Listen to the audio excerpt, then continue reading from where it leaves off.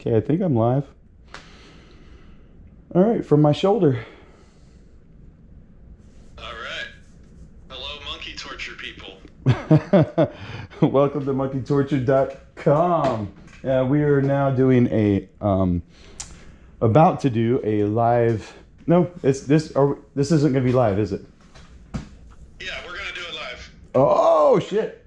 Okay, cool. Then we're doing it live. If you're live, I'm live. Well, I'm doing it live too, so all right. Well, now we need a bottle opener, so let's here's one of the little screws for my GoPro. Let's see if I can open a bottle with it. Almost. All right, let's do this. I'm ready. The only thing I forgot to tell you, the first question I'll ask you is, I'm contractually obligated, so to speak, to ask every guest on Anarchast. The first question is how you became an anarchist. Anarchast. So if you yeah. Anarch jackass. How I became an anarch jackass. Anarchist. Yeah, that works too. Whatever you wanna, whatever you identify as will work. Okay. So Good deal. I'm going to hide us. I'll play intro music, like I said. So we'll just go from there. Try and be quiet for about a minute and a half while I get through all this. I don't want to mute your mic because I always forget to unmute mics when I mute them. So here we Okay. go. Are you ready? Are you good to go? Good. All right. Recording, streaming now.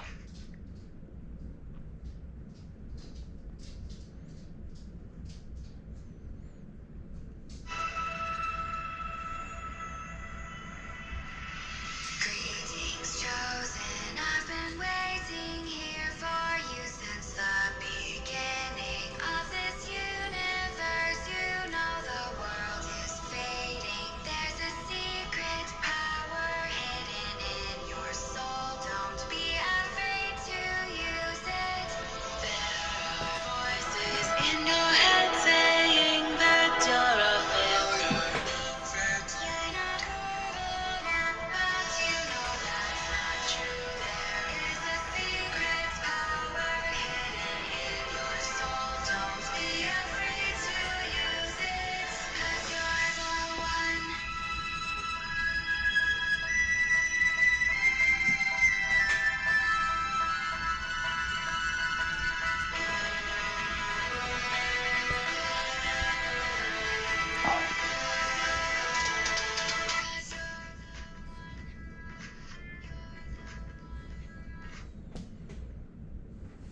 We're all living in America, America, it's wunderbar.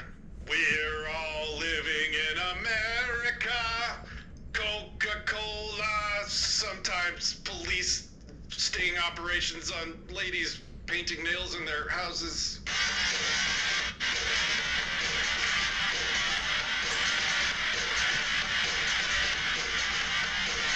From Acapulco, Mexico, this is Anarchast. Greetings, beauticians. Welcome back to Anarchast, your home for anarchy on the internet. I am Patrick Smith. If you've asked yourselves things like, I really want to help change the world, but what can I do? There's a lot of different types of activism, but many of them are pointless or ineffective. Politics. But what can I do that will actually make a difference? Well, we're gonna tell you. You may not like the answer. With that said, welcome to the show, Murdoch Pizgatti. Murdoch is one of the world's greatest street activists, co-founder of Don't Comply, and new star on the Monkey Torture live streaming network. Welcome to the show, sir. Thank you very much for having me today, sir. So, the first question I have to ask you here is, how did you become an anarchist?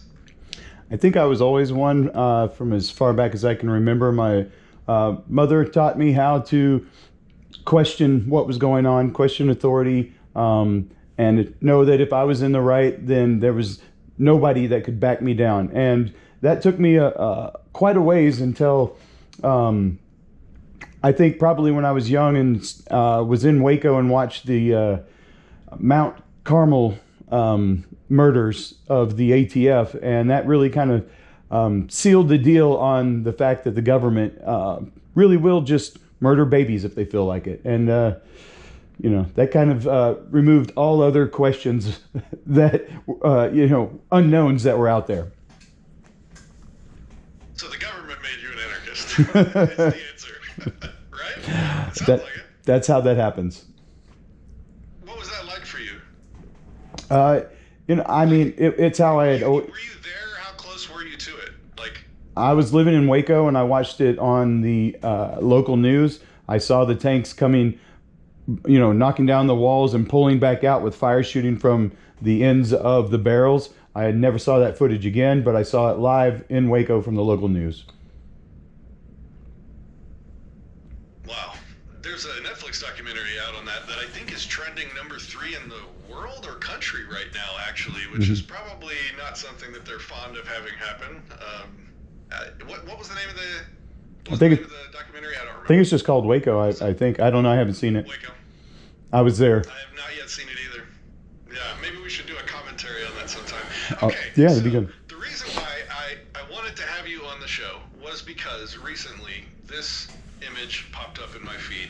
Yeah. And this is this is so iconic, so inspirational, and so everything that is right and that should be happening when people trying to figure out how to do activism.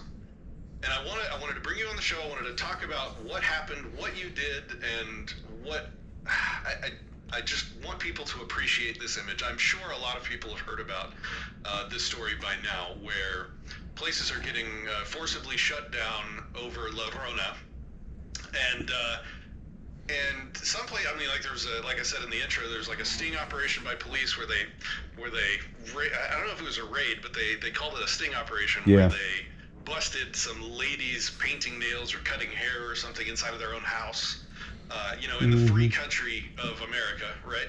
And then this happened recently in Dallas, and I mean, it made a lot of news. And this image is basically a man, you, standing there with a weapon while the police were there to basically shut down this nail salon. And so I wanted to have you go through maybe the details of the story, what happened. So let's start there. Like, can you tell us like what happened? You can actually see that I'm live streaming from not only my phone but the camera, like I have on my shoulder here too, from 2 points of contact. Yeah. So this is part of my whole new situation here. I'm gonna be wearing a live streaming camera at all hours, 24/7. But yeah, so more to the point of that story.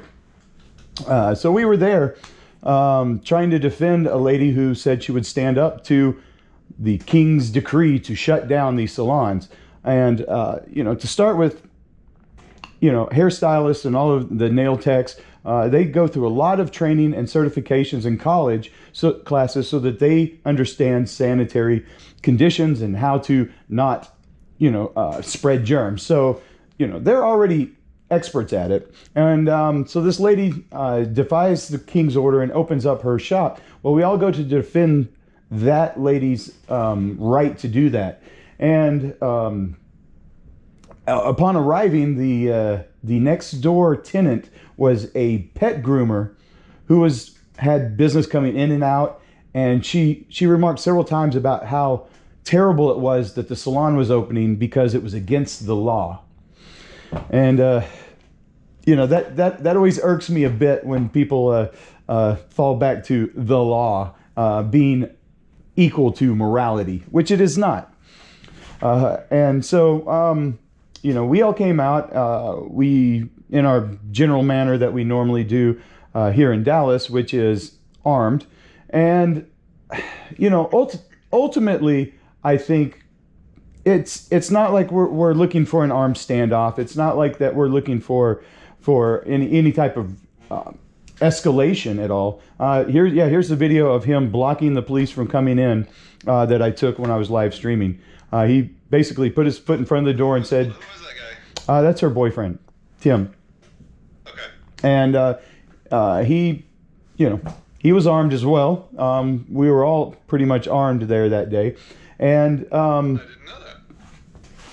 yes. And so really, I believe in my street activism and all of the events that we've done that are with armed people, with big groups of them, we're looking for the opposite of confrontation. We're looking for the opposite of escalation, because that's what happens when you're not armed. Police escalate situations when they know they have the upper hand, when they are able to push you around and they can bully you.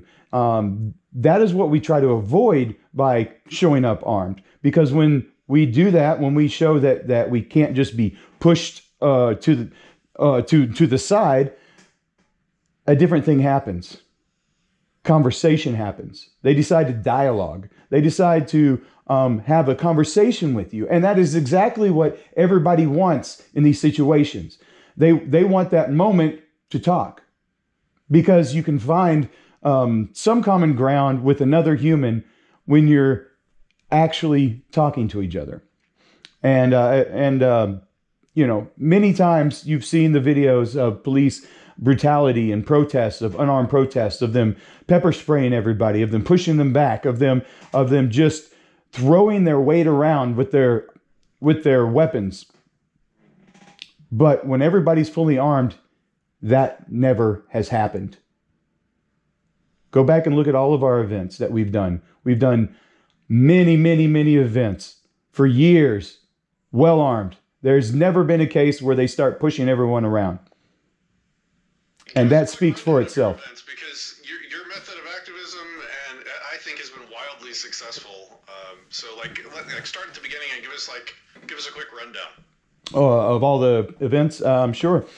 We had a kind of a start in about 2013 in the gun rights field of activism, and we did a big open carry event, the Come and Take It Temple event, and we had about 500 people show up. We had live music, vendors, great barbecue, and then we went and encircled the police station with 500 plus armed men, and we were trying to send a message about the way that they were treating people that were armed, walking around with their rifles, how we should be allowed to do, which is law, which is legal in Texas. And they were harassing them for doing what is legal. And that's where we had an issue with it, and we took it on and confronted it head on. And we had to retrain every officer in every town that they continued with this new attitude here in Texas until they stopped. We further went to San Antonio, where there was a big issue. We had a huge event at the Alamo. We held off the Bureau of Land Management on the Red River whenever they were trying to take the land like they did with the Bundys. We've done just numerous ones left and right where we're well armed, and that we show up with a lot of people. And in all those conversations, no gunfights broke out. Everyone thinks that we're looking for the boogaloo to happen in these situations, but we're not. We're looking for the opposite. We're looking for peace. Same way that when the United States and Russia and all of the countries were in the Cold War, when we finally reached that point where everybody could annihilate everyone, talks started happening, and the Cold War was over. I mean, it's human nature to bully. The powerful bully those that are defenseless. And when people can defend themselves, different things happen. Okay, so in this situation, we have the whole La Verona thing happening, and then there's this tyrannical judge in Texas that's been issuing all sorts of just fantastical, just disgusting, tyrannical decrees, shutting things down without consent, obviously. And then, so what happened with the salon? This lady had just basically had enough. She needs money. Her livelihood had been destroyed. And so literally all that she did, correct me if I'm wrong, because you talked to her, was she just opened her business. She just opened the door for anybody that wanted to voluntarily take the risk of coming to get their hair cut or whatever, right? Yeah, that's it. She just let people come inside one at a time in a very sanitary condition. A lot more sanitary, a lot more prepared PPE and precautionary measures taken than every Walmart, every single Home Depot, Lowe's, and all of the stores I've been in. I've been in hundreds of stores since the quarantine. I've been in and out. I've been in and out of emergency rooms. She has had more precautions taken than at least half a dozen emergency rooms that I've went and audited. And it's we can talk about your actual day job as well later. Yes. So that'll be some interesting information. But okay, so the judge decreed that this business be shut down. She defied that decree. She opened her doors, and you heard about this, and the cops showed up, and like tell us like. Why did you go there that day armed? Like, how? Describe your activism. Why do you do it, and how is it effective? I had heard about it just the day before she was planning on doing it, and the same thing struck me when I went on the first event that I created, the first event for CJ Grisham. Both Shelley and CJ are fairly centered people that are almost normies. Like Shelley's father is a 27-year Marine gunner. She's grown up in a very pro-American, pro-Army, pro-police environment. And, this is a situation that's so bad across the country that these people are finally defying the law, that they're finally fed up and saying, no, I think America was supposed to be a little different than this. And they're doing something about it. And I think these are the people we need to support even more, because for them to take that step is a very big step. And it's probably the biggest one that they will ever take, because after that, it's kind of a nice slippery slope down. It kind of goes downhill once you open that door. And I think we need to support these people, not just call them out for any infractions of the way that she was pro-police. She talked about how much she knows they're doing their job and all these. I don't think we need to harp on that at all as a community. We need to find the good points and run with those, because these are the people we should hold up to the cameras and to the light, because they are not the fringe crazy people in our community. They are the ones that will help bring the rest of the world and the normies onto our side, into our philosophy. Yeah, I was just talking to Larkin about this. I've got a halo from this. You're kind of a saint now. I was just talking to Larkin about this literally yesterday. We recorded a 40-minute exclusive interview for his supporters. FYI, if anybody's not supporting Larkin, go check out therosechannel.com. But one of the things he brought up was exactly what you just said. Is like it gives a lot of hope to see these normies identifying actual government overreach on these things. Like, let's talk about Feed the Need briefly, because I can't imagine no one hasn't heard of it at this point. I brag on it constantly because it's one of the most teachable moments of any activism I've seen. But this was a Don't Comply thing that you guys came up with. This Don't Comply is your group of activists that you co-founded. Mm-hmm. And I'm proud and humble to run with you guys as often as I possibly can. But we are happy to have you. It's illegal to feed the homeless in Texas. Mm-hmm. It was completely illegal. I think it was like 4 years ago or something like that. You couldn't even go into a McDonald's and buy a burger and bring it out and hand it to somebody, that without a license. And what you guys started doing was you just went and did it. You just broke the law. You got a bunch of people together, armed, like you said, to keep it a conversation instead of fascists giving orders. Yeah. And so I think 8 years running now, you have just flagrantly broken an immoral law and done so and been completely left alone. Yeah. Yeah, it's gotten such a tradition now that when we show up with all the guns on, the homeless people start gathering. They're like, "Oh, there's those crazy people with guns. They bring a lot of good stuff." So, at first few years, they were a little apprehensive, but it took them a minute to come over, and they were like, "Well, what do you have the guns for?" And they're like, "Oh, yeah, but I'd take that coat and sleeping bag and tent," and then they understand that we're there for them, and I guess then the good things happen. Yeah, so it's a teaching moment. It's for normal people. That's why it's such a powerful form of activism, because you're not preaching to anarchists, you're not preaching to the choir. You are taking something that is obvious to everyone is immoral and an invalid law, feeding the homeless. We're going to do that, okay? But we're going to do it, and we're going to show you how to stand up to the government while doing it. That's the teaching moment. You take somebody that everyone agrees with, and you show them how to set the government straight.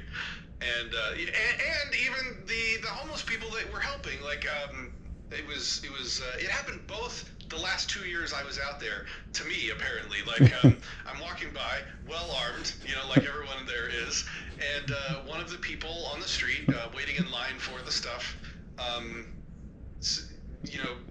like not catcalled, that is the wrong word, but like just kind of like troll shouted at me like, "What? Why y'all need them guns? You don't have to be scared of us." And like, boom, that's the moment. Like, it's the moment I wait for every year. I stop and I go up to this group of people that are all chuckling because all these white people are out there feeding them, but we're scared of them. Right? That's why we got these guns. And I'm like, no.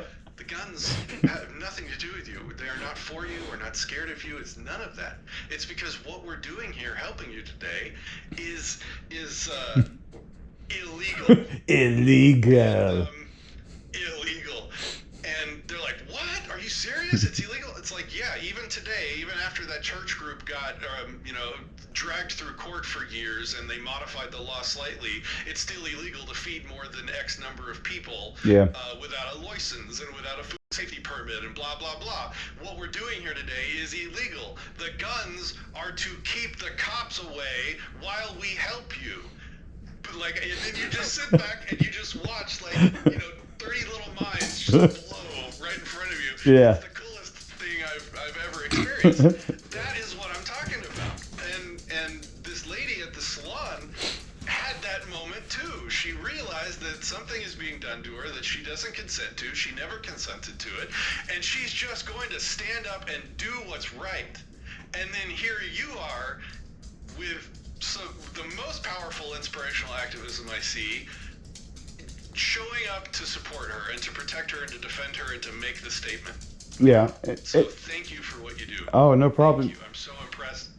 If I didn't have my family medical situation, I would have literally been there right next to you. I know you would. I was like, watching jealously. But how did you guys come up with that equation was it an accident? Did you just decide to do what was right, come what may, and then later realized how powerful it was? Like, where did that come from?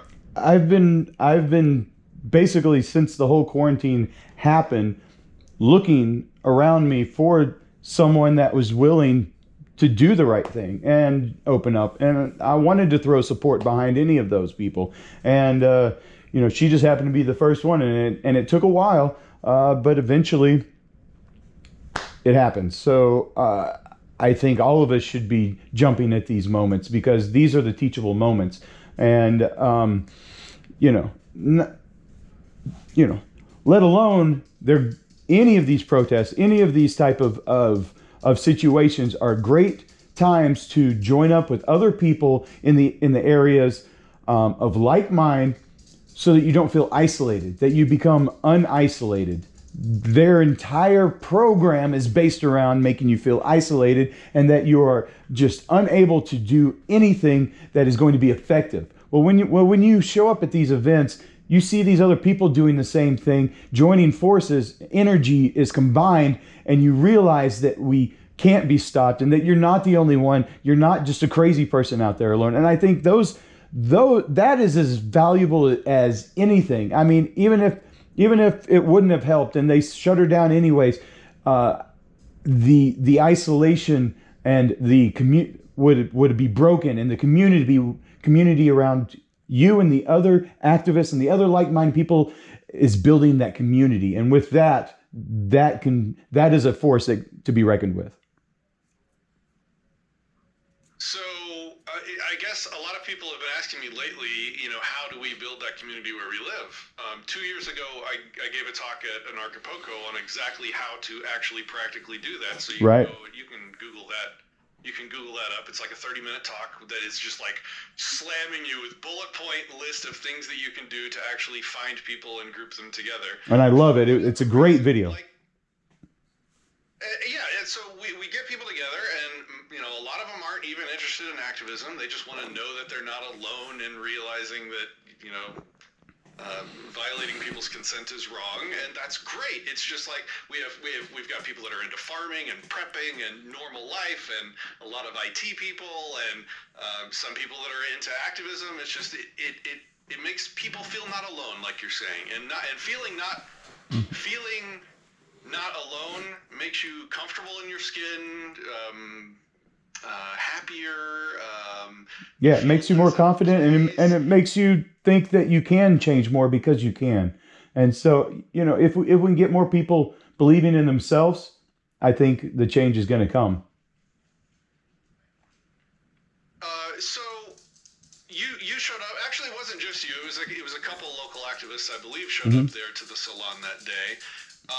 Did you talk to the salon owner much? Like, what was she thinking? Like, what was her attitude generally?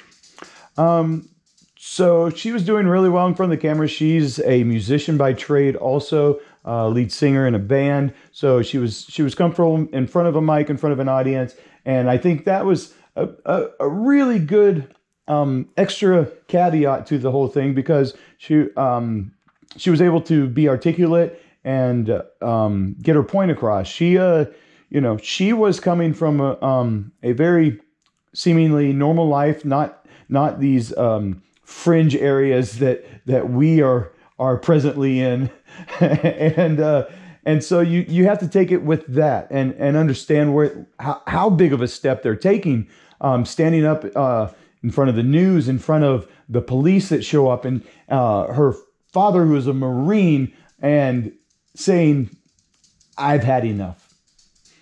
That moment when even the person that is 100% behind what America is doing says they've had enough, that means it's gotten really bad, and we need to foster that. We need to back that. We need to all stand there and not, like,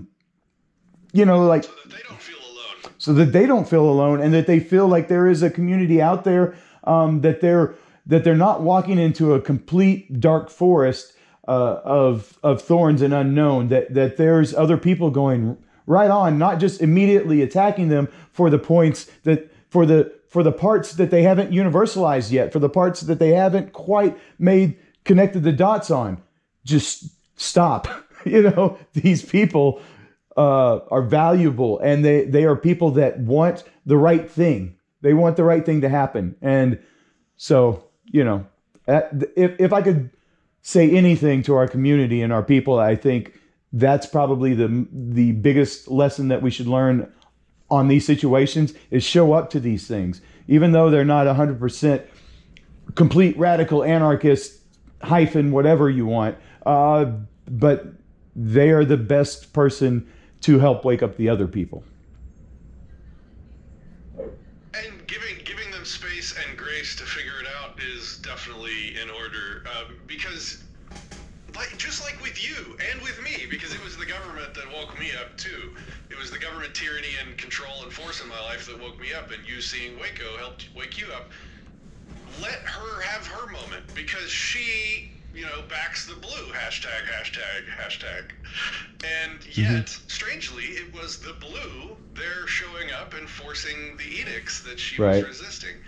And there is no teaching moment that you could provide her with your mouth. No. As powerful as her facing her own heroes. So yeah, all right, Ginger.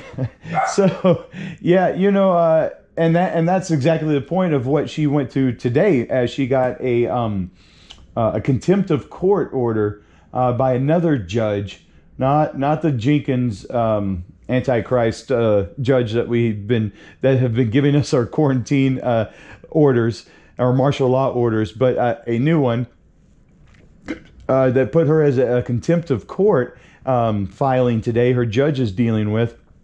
And this is yet just another nail in that coffin that's going to wake her up, that's going to make her go, let me reconsider this thing. Who are the good guys and who are the bad guys again?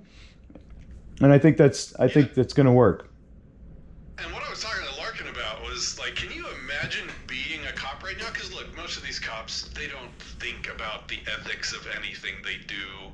They just go in with the default position that whatever they do in their job is moral, and they just want to get a paycheck like everybody else, and they just want to go home and, you know, watch the football game, whatever. But can you imagine, like, being a cop right now? Like, just put yourself in that shoes and, like, get an order to go and run a sting operation on a lady cutting hair in her house? Can you imagine? Like, what do you think? Like, when you get that order, like, it has to be something between their ears. But see, maybe not though, because they did it. Like, no, okay. So, but you're kind of coming at it from our mindset. I mean, in all reality, the people that do that are the same people that are wearing the masks still today, even in areas it's not deemed requirement, in and out of the stores. It's these people that watch the news that believe that there is a risk that they're going to die, that the COVID's is the Ronas is going to take it. La Rona. The Ronas. Sorry. So, but they actually believe the story. So they're doing what is in the best interest of keeping the world alive. They're keeping us safe by attacking us. Roger that. Okay. So you have a day job that gives you access to a lot of interesting places. Now, I don't want you to tell us what your specific job is or go into anything at all that would cause you problems. But you were telling me that you had some interesting things that you've seen in relation to this whole La Rona situation, lockdown. So I was just wondering if you could kind of tell us maybe about some of the things that you've noticed. Sure. As you get access to all these random places. Yeah, I get access to all of the places. It's one of those things that I don't just get let in the front door. I get the keys and swipe cards and full access to every office, every room, every building, every closet of every building, every government facility, every Halliburton, I roam their buildings at night with nobody there, in and out of every office, in and out of every explosion room, every lab, everything. I get full access.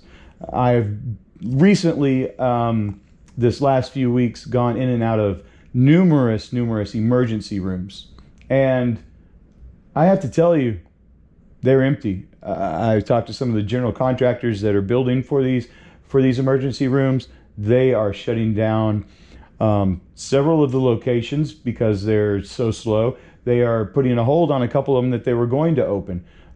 This is just in the DFW area, and there's no pandemic obviously here.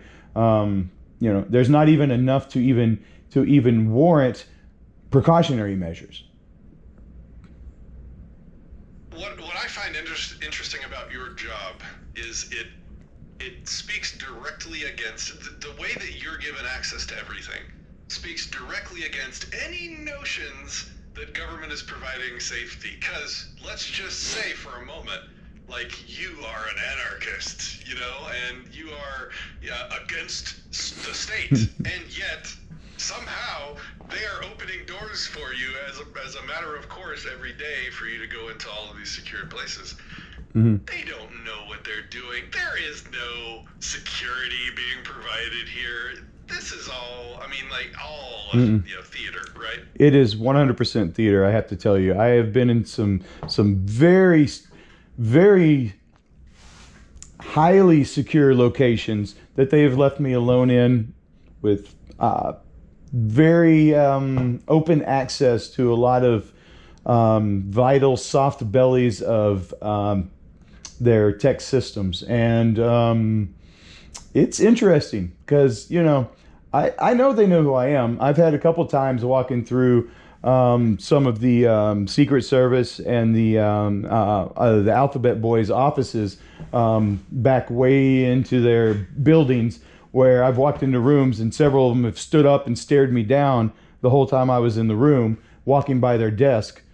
They knew who I was, and it doesn't stop the situation. I still get full access. And if anything, this should let you know that it is all theater. Security is theater. So I guess is there any other lessons or anything else that you'd like to talk to with the salon situation?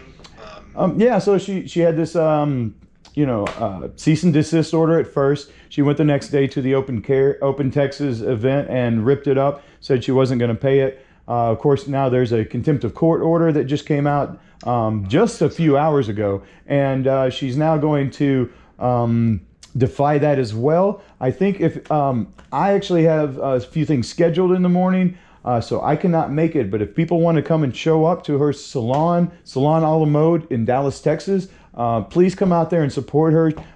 We need bodies. We need people out there letting the government know that we are going to show up, that there are plenty of people that are concerned about the issue, because that's the real thing. If enough people cause a stink about anything, that they will lay off of that one thing. That's how they loosen the little pressure points and the screws to keep us still enslaved and happy.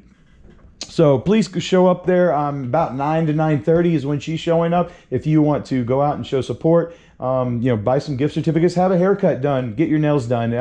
They are open for business regardless of if Clay Jenkins wants it or not. So go out there and support them. It's a great thing. Clay Jenkins is the name of the tyrannical judge issuing all these decrees right now, and people don't see the gun in the room, folks, and this is a teaching moment for everybody out there talking to non-anarchists that haven't been introduced to the ideas of voluntarism and liberty. They don't see the gun in the room of government, and this is the moment to show them, because it's written right here. Like, it literally says, "It is therefore ordered that defendants are immediately ordered to cease and desist from operating the salon a la mode business for in-person services, blah, blah, blah. It is further ordered that the clerk shall issue notice to defendants of the hearing on plaintiff's application for temporary..."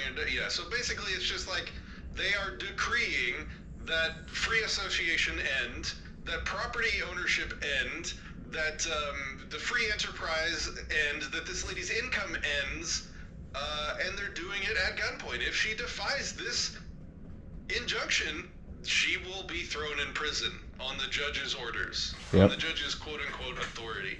Use this, people. These are the moments. The government hands you all of the tools and teaching moments you need to wake people up. It's like right here. What do the lefties say? They say never let a catastrophe go to waste. Never let it. Yeah. We as activists need to never let a tyranny go to waste, and we're having a lot of tyrannies right now. So make sure you don't let them go to waste. Yeah, absolutely. So yeah, definitely show up tomorrow and help support her. So I guess the last thing that we can talk about is just like, tell us about your new enterprise, your monkey torture network that you're starting up now, and let us know where people can find you if they want to follow you further. Yeah, this can be at monkeytorture.com. We are doing Monkey Torture Network. It's going to be a 24-hour, 7 days a week live stream of, we're starting out with one channel of me, my life. Here's my camera. It's going to be running wherever I go, whatever I do, 24/7. And we're going to add other people's channels. We're going to provide people with the cameras, the hotspots, and the data plan and the backup batteries to do this. And it's an unedited, uncensored, complete full Monty platform where you can do whatever you want on it. And I think what we're going to see here is this is going to be a very important platform in the future for people that are out there on the front lines, that people that want to defy the government, so that we can have this uncensored platform where people can get their message out. And I think that's what's missing today. YouTube gets censored if you say the wrong words. If I play too much music and while I'm driving in my car, Facebook shuts down, and we're not going to comply.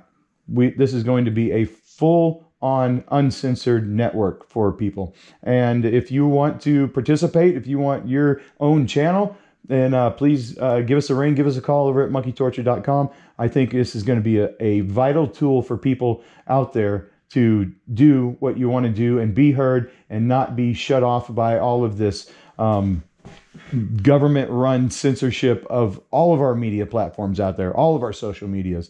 And there's also going to be a very fun one channel that's going to be best ofs of all the channels to watch. So go over there and get a membership, and it's free. So come sign up. What I would love for you or us to put together is like an online course for people to teach them how to do this kind of activism, because like aside from parenting, I literally think it's the most powerful, most effective, most efficacious form of activism in existence that I've ever seen.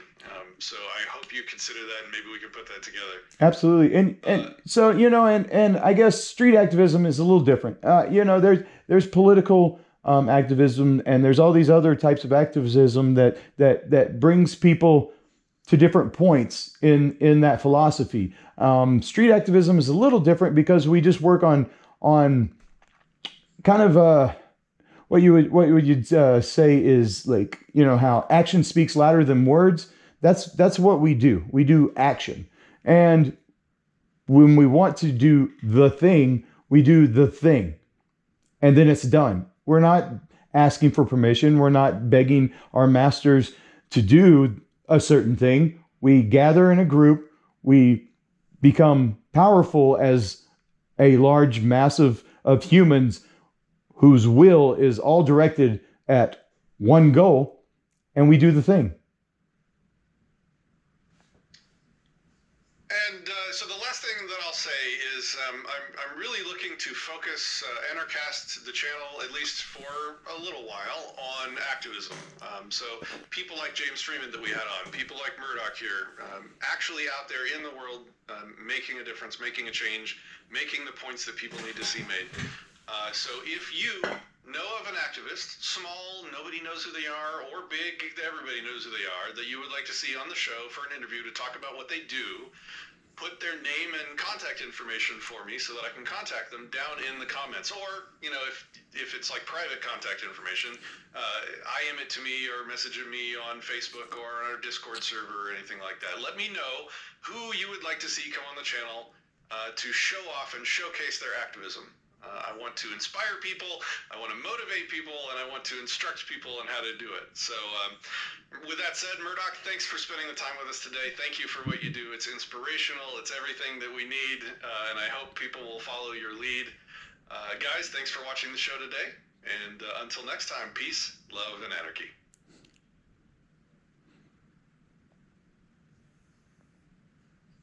All right, and we are out. Recording stopped. Good deal. My live stream's still going though. All right. Well, actually, all right. Yeah, you're still streaming. Hey, everybody. So I'll stop it right now. I've got to do a few other little private things before we get this up 24/7, but it's coming soon. All right. Hope y'all enjoyed it.